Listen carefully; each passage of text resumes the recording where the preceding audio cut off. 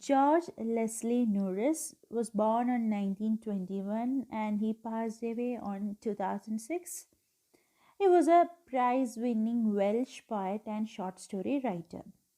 Welsh means the people who are belonging to Wales.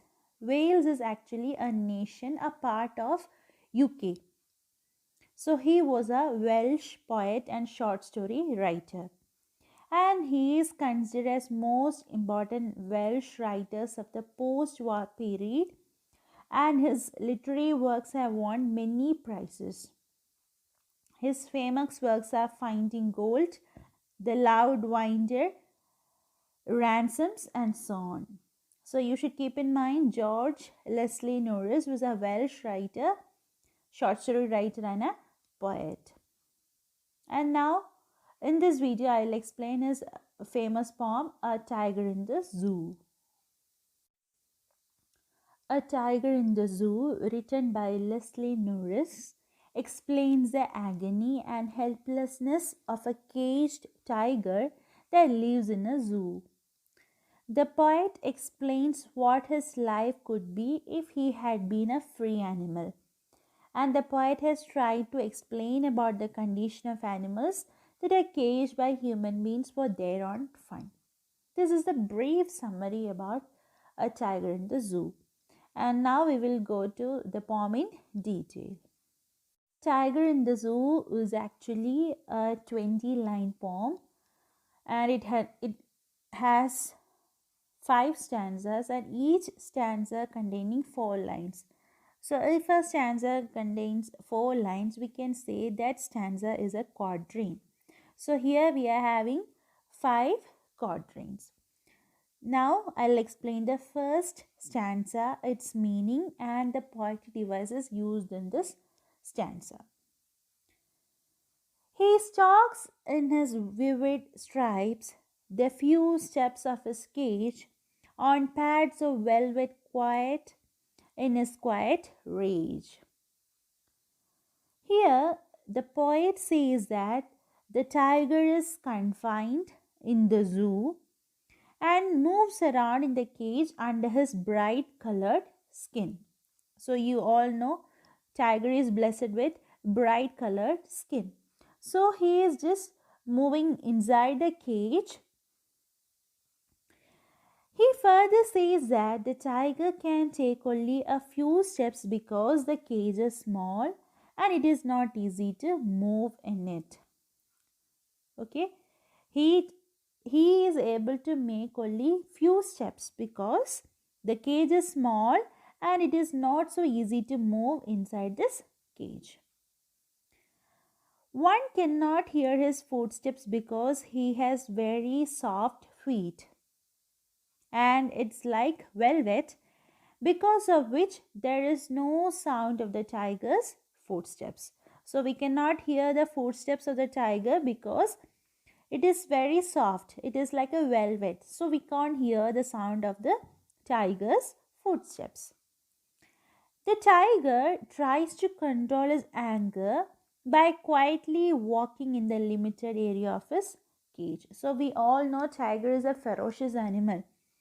So in order to control his anger, what is the tiger doing? He is quietly walking in the limited area of his cage. And why he is angry? Because he is not free. So here he can see the word meanings. Stalks means follows. Vivid means very bright colored. Pads here means paws of tiger. And rage means anger. So now when I am seeing a very deep, brief explanation of the stanza, here we can see the tiger is in a cage. It is a small cage and the tiger is walking inside the cage because he is angry, and he is angry because he is confined in the cage, and he is making very quiet footsteps because his feet is very soft. It's like a velvet, and the tiger tries to control his anger by quietly walking in the limited area of his cage.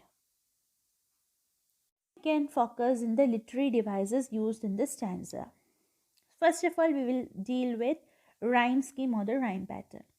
So in order to take the rhyme pattern, we have to take the last word in each line.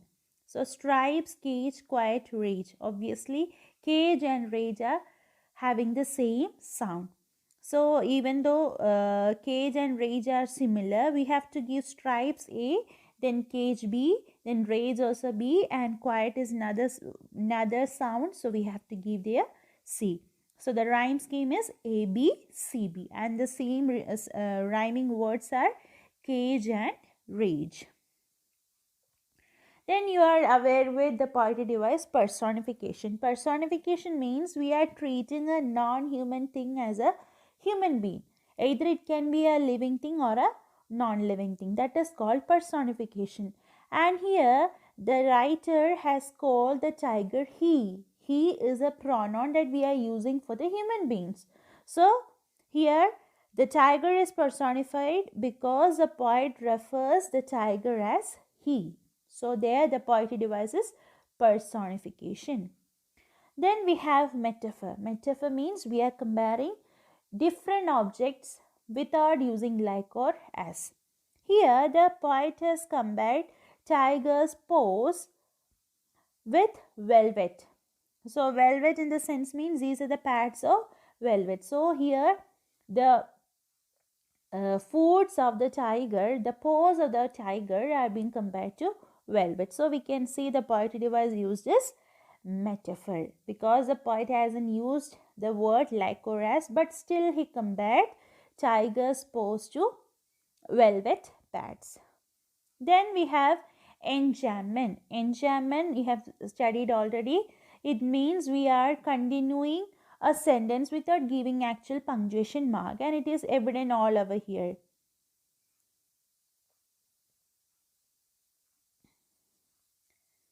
Then we have imagery. Imagery means here the poet tries to create an image of the tiger. As you all know, we are having 6 types of images like visual, auditory, olfactory, tactile. So we are having. So here in this stanza we are having the imagery, that is visual imagery. We can even see, we can even feel that a tiger is walking slowly in his cage. Okay, and he is walking very slowly without making sound. So we can even feel that auditory image. So these are the 2 images used here, that is a tiger is walking and the tiger is walking quietly. So these are the 2 imageries in this stanza.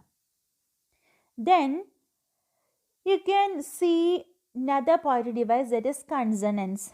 Consonance is somewhat similar with alliteration, but here there is another difference, that alliteration means it is a repetition of the consonant sound in the beginning of any words. Alliteration means the repetition of the consonant sounds in the beginning of any words. But consonance means it is a repetition of the consonant sound at the end of any words in the same line. For example, you can see here the words like stalks, his, stripes. These words are there. Stalks, his, stripes in the first line. There we can see the ending sound is s sound, z sound. Stalks, his, stripes. So the ending sound is s sound. So there we can see the poetic device used is consonants. So don't get confused with consonants and alliteration. Consonants means a repetition of the consonant sound at the end of any word in a same sentence. Okay. But alliteration is the repetition of the consonant sounds in the beginning of any words in the same sentence. I hope you understood the difference between consonants and alliteration. And now we have assonance. Assonance you are already familiar. Assonance means it is a repetition of vowel sound. But there is one rule that we cannot see that vowel letters, but we can feel the vowel sound. either in the beginning or at the last or in the middle of any words. Like here you can see in his vivid stripes. You can see the vowel sound I is repeated. First letter it is in beginning, then it is in middle, then again in middle and again in middle. So everywhere we are getting the vowel sound I sound. That is called assonance. So you can't find out assonance by just looking into the letters, any vowel letters, but you have to find out the vowel sounds. Vowel sounds are A, E, I, O, U. So if you are getting any vowel sound within the same sentence, then we can say that poetic device is assonance. Then we have oxymoron. That is a new word for you. Oxymoron means you are using the extreme opposite things in the same sentence. Like here you can see quiet rage in the last line. Quiet rage. So rage, you know, anger, and quiet means silent. So we can't be silent while we are angry. We will be making some sound or we will be doing some actions. So here the writer has purposefully used two extreme adjectives together. Then that is called oxymoron. So these are the poetic devices used in the first stanza. So you all are familiar with rhyme scheme, then personification, metaphor, enjambment, and assonance. So here we have studied little more detail about imagery. Imagery, we are getting two images, like how a tiger is walking inside the cage and how quietly he is walking inside the cage. So two images, that is visual and auditory images. Then consonants means if there is a repetition of consonant sounds in the end of any words within a sentence, within the same sentence, that is called consonants. In the end. Alliteration means in the beginning. Okay. Then assonance means it is a repetition of the vowel sound. You have to specify it should be sound. Even if the letters are different, maybe it may create the same sound. So if we are getting any vowel sounds together in a sentence, then we can see it is assonance. And the last one is oxymoron. Oxymoron means we are using the extremely different things to represent something. That is called oxymoron. Like if I am saying sweet and sour, busy, calm day. If I am using two extreme things, that is called oxymoron. Second stanza. He should be lurking in shadow, sliding through long grass near the water hole where plump deer pass. Here, the poet says that if this tiger was free. So, in the first stanza, we have seen the tiger is caged. In the second stanza, the poet says the condition. If the tiger was free, what he would have done? He would have hid himself behind the long grass near the water bodies so that he could easily catch a deer in order to have it as its food. And basically the poet wants to say that the actual life of a tiger is to live in jungle where he could catch his prey and eat it. But what happened to this tiger? This tiger is in the cage and he cannot do anything like this.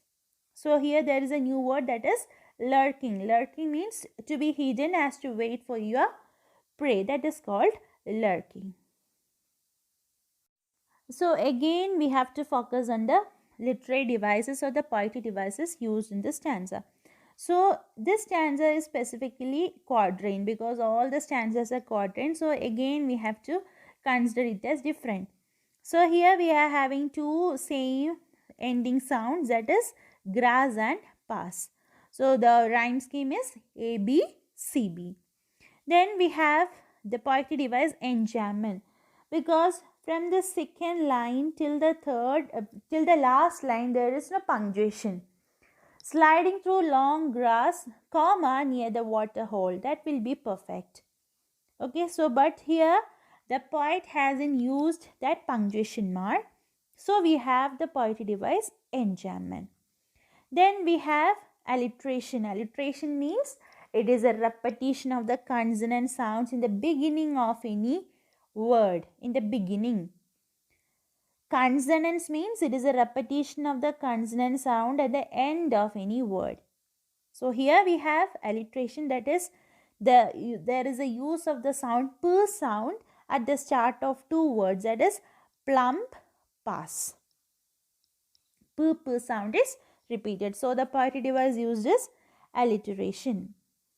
Then again we have an imagery. Again we can see something in our mind. So there we have the visual imagery. The poet has tries to create an image of the tiger's activity, especially while he is lurking. Lurking means he is hiding. So when somebody is hiding, we can feel that a person is hiding. We can see a tiger is hiding. So there the imagery used is visual imagery.